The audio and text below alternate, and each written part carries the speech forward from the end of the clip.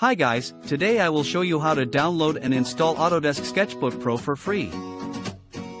We need, step 1, follow the link in the description and download the installer.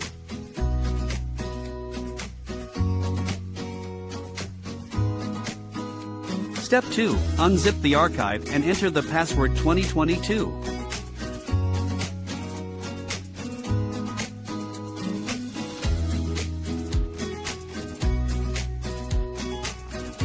Run the installer and wait for the download to finish.